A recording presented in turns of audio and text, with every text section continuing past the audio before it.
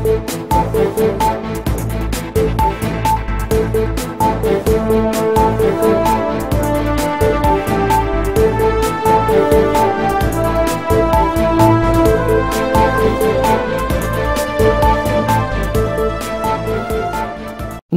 to VCTV Live.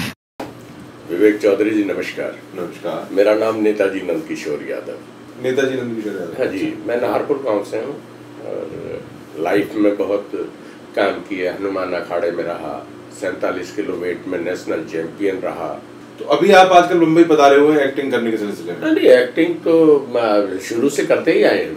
अच्छा। दादाजी जी actor है और हर आदमी एक्टर है, उसमें कुछ ना कुछ छुपा हुआ है, लेकिन तलाश करने की या उसको तराश के देखने की जरूरत है। हर आदमी एक्टर है, हर आदमी में कुछ ना कुछ चीजें मिल जाएंगी। जमीन में भी बहुत चीजें मिल जाती हैं, लेकिन उसको वैज्ञानिक खोज करते हैं।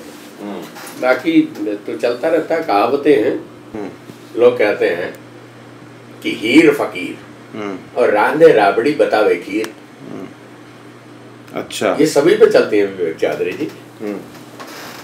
और बहुत लोग हैं, दिल्ली में हमने देखा कन्हैया नगर बना हुआ है। अच्छा, आप तो मुझे बताओ, आप इतने टाइम से ये फिल्म इंडस्ट्री को देख रहे हो, यहाँ पर कैसे कैसे चूते टकराते हैं आपको? मतलब कैसे कैसे लोग, आप कैसे लोगों को रीड करते हो, और फिर पहले लोग आपको क्या समझते हैं, फिर बाद में आप क्या, कैसे ऐसे कमाल के इंसिडेंट क्या होते हैं? बिल्कुल, बहुत कमाल डिफरेंट है। जो पर्दे पे दिखता है उसको बनाने में भी कला है। हाँ, जो दिखता है वही बिकता है। वाह। वरना बिक नहीं सकता। जब शूटिंग होती है, मैंने भी एक फिल्म में काम किया।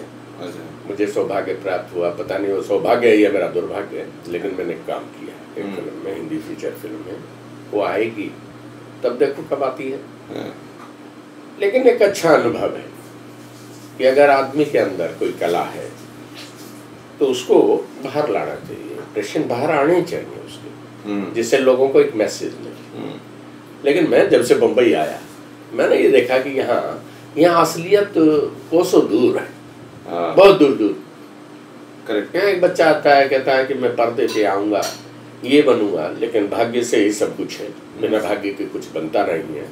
लेकिन तबाही ज़्यादा लोगों की हो रही है। यहाँ बेरोजगार तो हो जाता है इंसान, नए नया नौजवान आता है, किसी को काम नहीं, अगर काम भी है तो मैंने ये पहला अनुभव यहाँ महसूस किया कि इससे अच्छा अगर मैं राजमिस्त्री भी होता तो भी शाम को 500-400 रुपये लेके जाता। लेकिन यहाँ तो अच्छे टैलेंट वाले बच्चे भी आते हैं तो उनको 500 रुपया दिहाड़ी पे काम मिलता है, सुबह 9 बजे से 8 बजे तक, 11 बजे तक। इस तरह का सिस्टम मुझे नहीं मालूम था, लेकिन यहाँ आने के बाद अनुभव हुआ। बाकी फिल्म इंडस्ट्री से एक संदेश आता है। वो क्या हुआ, ऑडिशन पे गए थे उस दिन, क्या हुआ, आपने क्या कर डाला?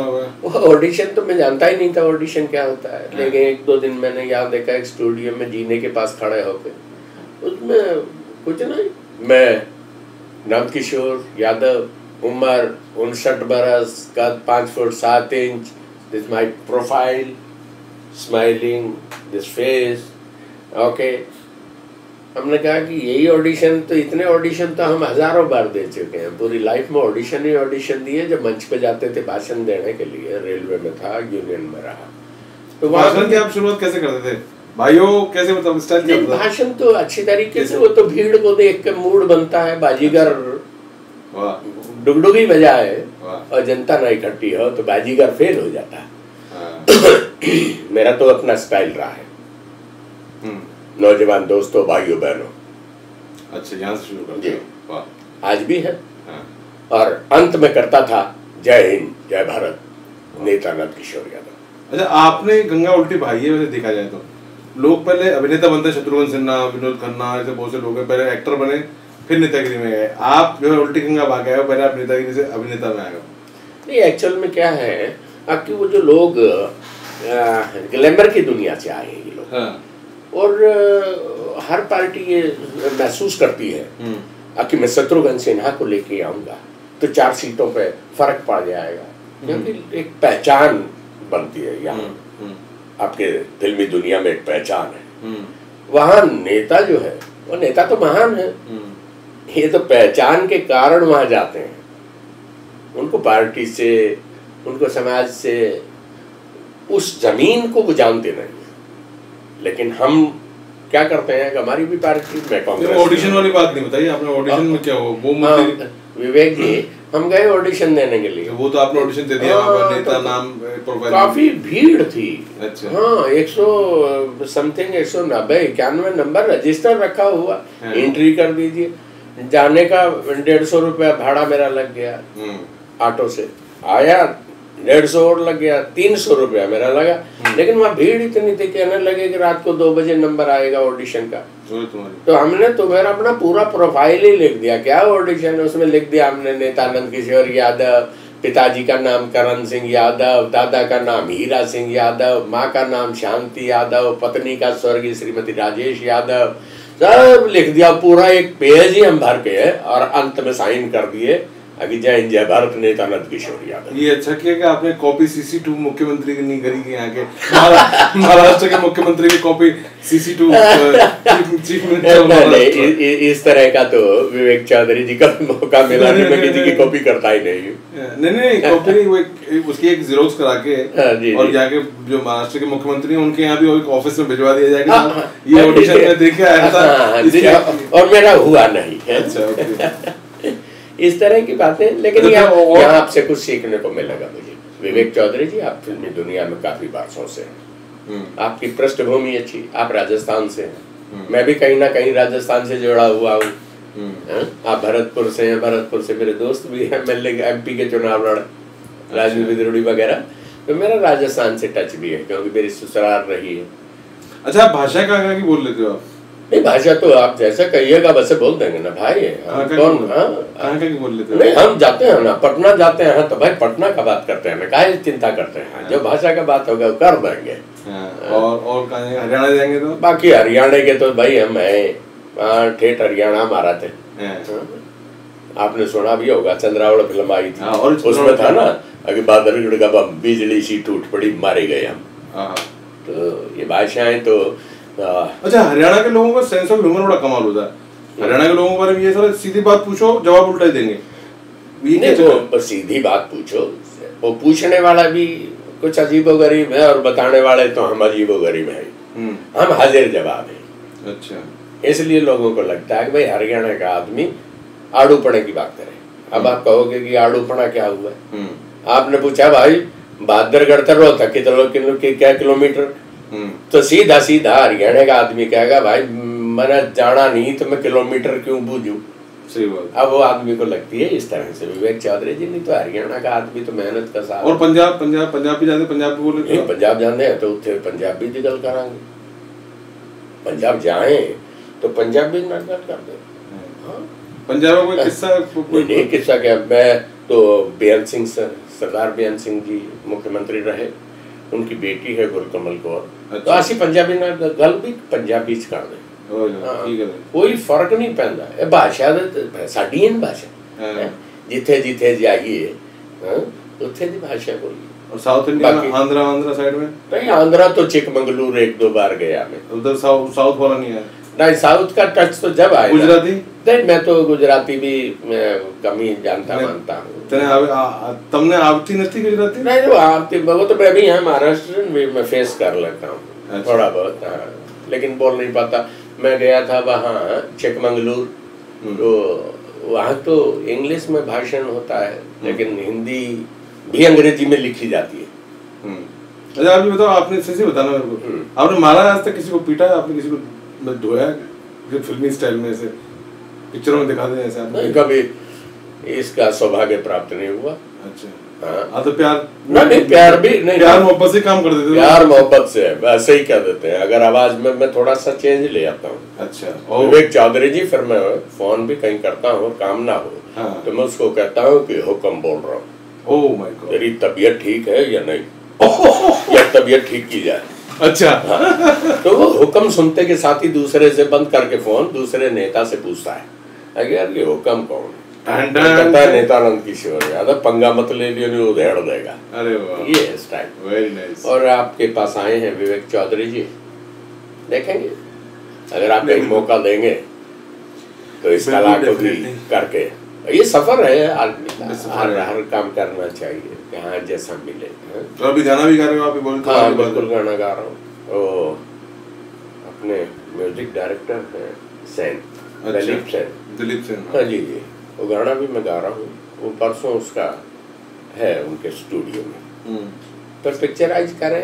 यहाँ पे भी आपको मतलब जो है कुछ लोग ऐसे टकराए जो फिल्म बनाने के लिए मतलब सिलसिले में मिले, फिर पहले उन्होंने कुछ बातें की, फिर आपसे पैसे वैसे, क्या सीन था वो, क्या था वो, बाद में बोलेंगे? सीन तो मैं बम्बई में मैंने समुंदर नहीं देखा, मैं गया नहीं, अभी तक नहीं देखा ना।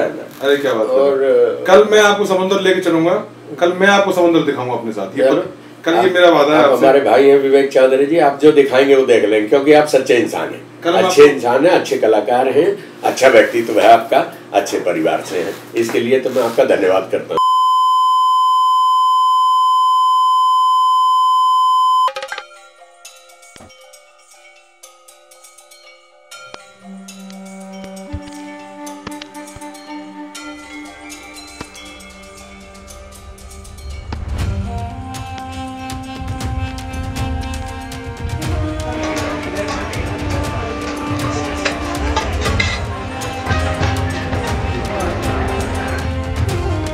ये है जुहू का एरिया। दूसरा मैं बता दूं, मेरे को एक फिल्म का ऑफर दिया, वो लड़का है टिपनिस, पता नहीं क्या ऐसा कोई टिपनिस नाम है या डिफनिस नाम है उसका, तो वो कहता है कि मैं जिला बागपत का हूँ। वेरी गुड, बहुत अच्छे। तो मैंने भी अपना बताया, मैं नंदकिशोर यादव दिल्ली से हूँ। तो उन्होंने कहा कि साहब आप बहुत अच्छे कलाकार हैं। मैं कहा आपने कहाँ से देख लिया भाई? तो नहीं, पक्के एक्टर हो आप। मैंने कहा ठीक। उनका दूसरे दिन फोन आता है मुझे, वो कहते हैं शिमला कैफे हाउस पे आप मिलिए। अच्छा। एक प्रोड्यूसर साहब हैं जो फिल्म बना रहे हैं, और उनको हमने आपके फोटोज वगैरह दिखाए, तो वो कहते हैं नहीं ये जमेंगे इस रोल में। तो हम वहाँ चले गए। तो प्रोड्यूसर साहब साइकिल पे खड़े कैरियर पे हाथ रखे हुए, हमने वो टिप्पणी से आगे, हमने कहा भाई प्रोड्यूसर साहब, मगर चलो अंदर तो बैठे हैं। तो कहता है कि साहब यहाँ कॉफी भी बहुत महंगी मिलती है। हाँ, तो यही बात कर लेते हैं। मैं कर लीजिए। बोला साहब कितना लगा देंगे, बजट हमारा इतना है। तो हमने कहा भाई हम तो रोल करेंगे, एक्टर हैं, लेकिन ये है कि आपकी फिल्म क्या है? तो उन्होंने कहा कि माता जय माता के नाम पे है, धार्मिक फिल्म है। हमने कहा कि धार्मिक फिल्म है तो चलो उसमें कोई संदेश देने के लिए हम फ्री में काम करेंगे। लेकिन प्रोड्यूसर साहब एक बात है कि ना हम देंगे ना हम आपसे लेंगे। बोला जी वाह, हो गया। मैं शूट कहाँ होगा? बोला प्रतापगढ़ उत्तर प्रदेश। हमने भी अपने दोस्तों से कह दिया वहाँ आजमगढ़, लखनऊ कि प्रतापगढ़ में हम शूट करने वाले हैं। लेकिन 5 दिन 10 दिन तक उसका फोन ही नहीं आया। हमने उनसे कहा, मैं कहा भाई ऐसा है कि फर्स्ट क्लास की तो यात्रा चाहूंगा, रेगलिन के कपड़े पहनता हूँ। अच्छा ठीक है, आपकी फिल्म में जरूर काम करूंगा। तो मेरे से कहते हैं कि कोई एडजस्ट करने वाले भी 1-2 कलाकार दे दो। तो मैंने कहा भाई हम नेता तो 20 दे देंगे 50 आपको, लेकिन एडजस्ट करने वाले नहीं दे सकते। तो इस तरह का है यहाँ विवेक चौधरी जी। और उसमें बहुत से परिवार, बहुत से बच्चे। नहीं विचित्र क्या, मेरे को तो अच्छा ही नहीं लगता है कि संस्कृति से पता नहीं कौसों दूर चले गए क्या। हाँ, यहाँ है ही नहीं कपड़ा। ये मिलें बंद हो गई ना मुंबई में, जो इतनी कपड़े की मिलें थी सब बंद हो गई, तो शॉर्टेज पड़ गई कपड़ों की एक्चुअली। नहीं ऐसा तो वो लगता नहीं, लेकिन ये फिल्मी नगरी है, इसने तो भाई गांव के बच्चों के भी कपड़े नहीं कम कर दिए। क्या बात है। हाँ, नहीं तो हमारे तो संस्कार, विवेक चौधरी बहुत अच्छे संस्कार रहे हैं। हमारी तो आज भी सास इतना बड़ा घूंघट करती, लेकिन ये थोड़ी ना कि कपड़े की कमी है, सोच में बदलाव आ गया। खाप पंचायत के बारे में आपका क्या कहना है?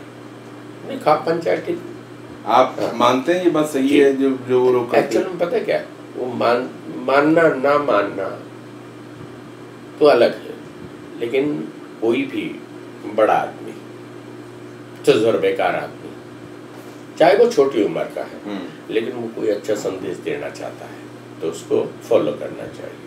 खाप पंचायत ये कहती है कभी बहनों को, लड़कियों को इस तरह के व्यवहार नहीं करने चाहिए। अपनी जाति के जाति में, अपने गांव के गांव में अगर हम शादियां करने लगेंगे तो मानवता बचेगी कहाँ? क्या होगा? सही बात। तो इसलिए बड़े बुजुर्ग कहते हैं, खाप पंचायतें हैं, आपका गांव का सरपंच भी है तो वो भी ये कहेगा कि चलो भाई अच्छा सरपंच है तो अच्छे काम करता है, लेकिन 10 आदमी कहते हैं नहीं ये ठीक नहीं। एक ये चेंज बहुत आ गया विवेक चौधरी, इसको रोकना भी जरूरी है।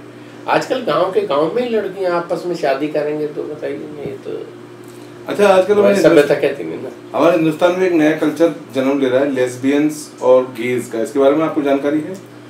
हाँ मालूम है। तो अब उनका जंतर मंतर पे प्रदर्शन होता रहता है, लेकिन मैं तो चंद 2 लाइनें आपको बता के अब कहना चाहूंगा कि जब हेलो डार्लिंग और हेलो डैड ये कहना था तो क्यों जन्मा मेरे देश में? वाह। पुरवैया चले और पछैया में दाग लगो तो जन्मा क्यों मेरे देश में? मेरे देश में तो ऐसे लोगों का जन्म होना ठीक नहीं। पढ़े लिखे इंसान बहुत, डॉक्टर बहुत, इंजीनियर बहुत, हर तरीके का बच्चा है, तो वो तो फायदा हमारा ही उठा रहे हैं। बाकी मेरी ये सोच है कि इस तरह से थोड़ी व्यवस्था डगमगा जाती है। गाना भी क्या लगा रखा है आपने? वाह, राधे राधे राधे। मैं परिक्रमा भी करने जाता हूँ आपको। अच्छा, गिरिराज जी की। वाह। हेलो हुकम जी, आता हूँ ठीक है आता हूँ।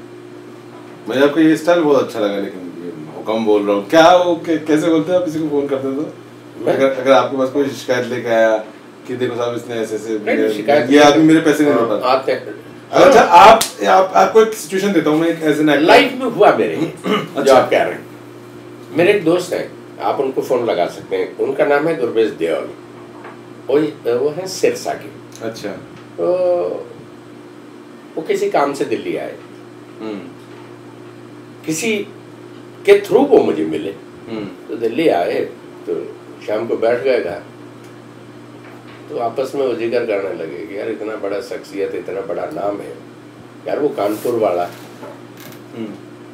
पैसे नहीं देता। आज भी मुझे उसका नाम याद है, धर्मेंद्र। अच्छा। और अच्छी फैमिली से, उसके कहीं 1 लाख रुपए होंगे, 2 लाख 3 लाख किसी चीज में एजुकेशन के मामले में दिए होंगे। तो मैं टाइट हो रहा था, मैंने पूछा मैं क्या बात है भाई? बोला बड़े वैसे ऐसे एक पैसे हैं हमारे कानपुर में और वो दे नहीं रहा। मैंने कहा फोन लगा, उसने फोन उठाया, हमने कहा धर्मेंद्र हुक्म बोलता हूँ, नेता नंदकिशोर यादव के पैसे दे दो। बोले साहब कौन हुक्म? मगर इसका 5 मिनट के 10 मिनट के बाद तुझे पता लगेगा, हरामजादे, जो तेरे लिंक है ना और भदौरिया है तो इसका 2 मिनट के बाद पता लगेगा। धर्मेंद्र भदौरिया जो तेरे लिंक है उनसे पूछ ले उनका हुक्म क्या चीज है। फोन बंद। 5-7 मिनट हुए, उसने जमुना पार में किसी भारतीय जनता पार्टी के विधायक से फोन किया, उससे पूछा कि हुक्म कौन है? कहने लगा पंगा नहीं लेना साहब। 15-20 मिनट के बाद ही कह दिया कि कल 50,000 रुपए हम इनके अकाउंट में डाल देंगे सर आप। मैं कानपुर के ट्रैक पे बड़ी गाड़ियां इलाहाबाद लखनऊ दूर दूर जाती हैं, ट्रैक पे चीथड़े का धुआं थे, पूरा फिल्मी सीन करते हो। पैसे मिल गए उसके, आप बात कर सकते हैं। और ये अगर पंजाब में अगर किसी को धमकी देते हैं मैं हुक्म बोल रहा हूँ तो कैसे बोलते हैं आप? नहीं वो तो ऐसे कल कर दे भाई, ओ भाई रहने दे, ओ वीर तू साडा पुत्र है, इसमें धमकी नहीं देनी होती। अच्छा, तो अपना स्टाइल है। पंजाब के किसी आदमी को फोन करोगे तो ऐसे बोलोगे मैं हुक्म बोल रहा हूँ। नहीं वहाँ भी कहेंगे और सत श्री अकाल वीर क्या हाल है, और मलकीत सिंह हुक्म बोल रहे हैं, धमकी कोई बदमाश थोड़ी है, लेकिन बड़ा स्टाइल है। अगले आदमी से प्यार प्रेम से हम कह देते हैं कि धर्मेंद्र भदौरिया कोई काम है हमें बताइए, लेकिन इस तरह का चीटर पड़ा है, इस तरह की बातें नहीं होनी चाहिए ना। क्यों किसी को लूटो, अपने पर विश्वास रखो, वो भोलेनाथ सबकी सुनता है। Thank you so much Nandkishore ji, आप आए हमारे यहाँ पे, धन्यवाद, बहुत बहुत धन्यवाद आपका, और आते रहिएगा। नमस्कार।